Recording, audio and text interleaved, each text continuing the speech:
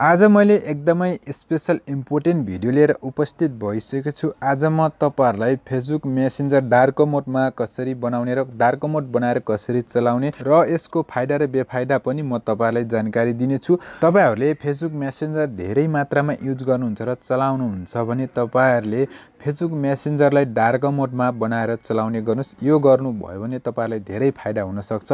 यहाँनेर देख्न सक्नुहुन्छ यो मेरो फेसबुक रहेको छ। यो एकदमै ब्राइटनेस यानी कि व्हाइटनेसमा छ। त्यसपछि लिएर अर्को म तपाईहरुलाई देखाउन गइरहेको छु कि यहाँनेर देख्न सक्नुहुन्छ यो मेरो फेसबुक रहेको छ। यो चाहिँ एकदमै डार्कनेसमा छ। मैले डार्कनेसमा बनाएको छु। मैले आफ्नो फेसबुकमा सेटिङहरु युज गरेर मैले आफ्नो व्यवहारमा उतारेर मैले तपाईहरुलाई जानकारी दिन खोजेको हो। तपाईहरुले फेसबुक मेसेन्जर धेरै मात्रामा चलाउनुहुन्छ भने तपाईले डार्क मोडमा बनाएर चलाउने गर्नुस्। तपाईहरुले डार्क मोडमा बनाएर चलाउनु भयो भने धेरै फाइदाहरु आउन सक्छ। धेरै हामीले फाइदाहरु लिन सक्छौं। यहाँनेर देख्न सक्नुहुन्छ मेरो यो फेसबुक रहेको छ। एकदमै डार्कनेसमा छ, डार्क मोडमा छ। त्यसपछि लिएर यो फेसबुक रहेको छ। मैले यसलाई एकदमै व्हाइटनेस यानी कि ब्राइटनेसमा राखेको छु। तपाईले यहाँनेरै देखेर थाहा पाउनुहुन्छ। योलाई हेर्नुस्, त्यसपछि यसलाई हेर्नुस् त कति फरक पाउनुहुन्छ। हामीले फेसबुक मेसेन्जरलाई डार्क मोडमा बनाएर चलायौं भने हाम्रो आँखाको रोशनी कम खाने, हाम्रो आँखालाई कमजोरी हुनबाट पनि बच्ने। यहाँनेर देख्न सक्नुहुन्छ अर्को हामीले ब्राइटनेस बनाएर चलाएका छौं। त्यस्तो अवस्थामा यहाँनेर देख्न सक्नुहुन्छ आफूले नै फिल गरेर हेर्नुस्, आफूले नै चलाएर हेर्नुस् हाम्रो आँखा कति कमजोर भइरहेको छ र कति आँखा खाइरहेको छ, कति हाम्रो आँखाको रोशनी खिचिरहेको छ।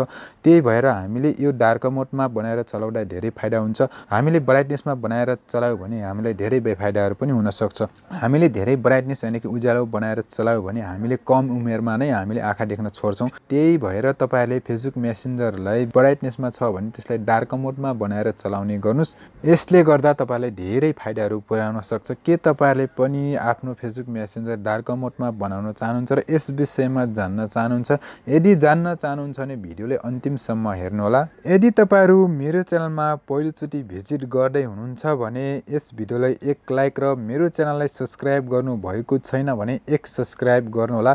यसरी तपाईले सब्स्क्राइब गर्नुभयो भने आगामी दिनहरुमा आउँदो दिनहरुमा यस्तै खालका भिडियोहरु मैले ल्याउँदा, मैले अपलोड गर्दा तपाईले सजिलैसँग पाउन सक्नुहुन्छ। फेसबुक या मेसेन्जरलाई डार्क मोडमा बनाउनलाई सबैभन्दा पहिले आफ्नो मोबाइलको होम स्क्रिनमा आउनु होला।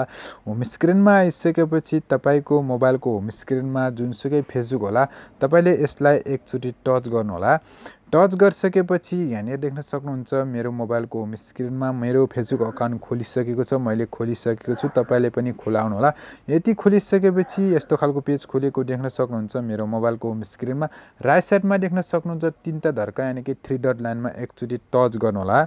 टच गरिसकेपछि यस्तो खालको पेज खोलेको देख्न सक्नुहुन्छ। धेरै खालका इन्टरफेसहरु, धेरै खालका सेटिङहरु देख्न सक्नुहुन्छ। थोरै स्क्रल डाउन आइसकेपछि यहाँनेर देख्न सक्नुहुन्छ सेटिङ एन्ड प्राइभेसीको अन्डरमा, यसको अन्डरमा धेरै सेटिङहरु तलतिर देख्न सक्नुहुन्छ।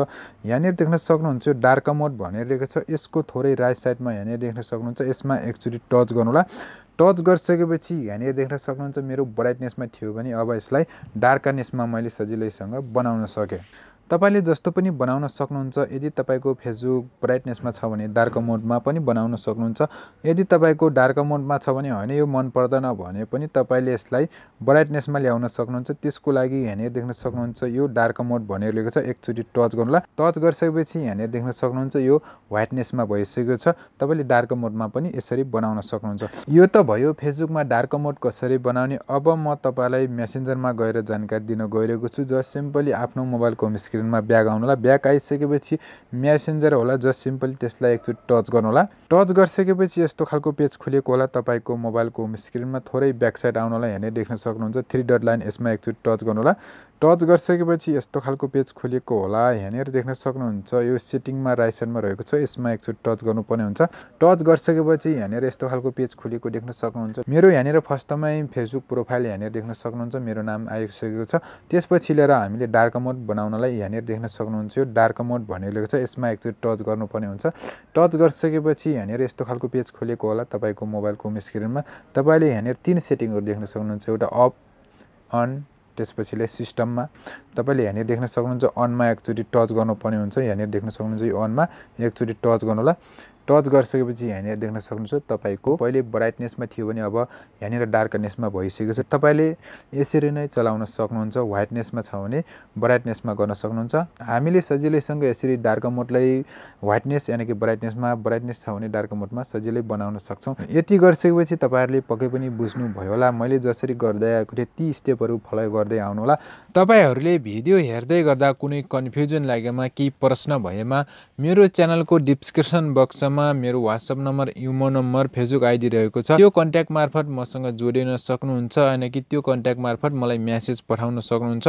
म तपाईका चाहना जिज्ञासाहरुलाई जति सक्दो रिप्लाई दिने प्रयास गर्नेछु। भिडियो कस्तो लाग्यो र भिडियो मन परे एक लाइक, एक सब्स्क्राइब गर्न नभुल्नुहोला भन्दै थ्यांक्स फर वाचिङ।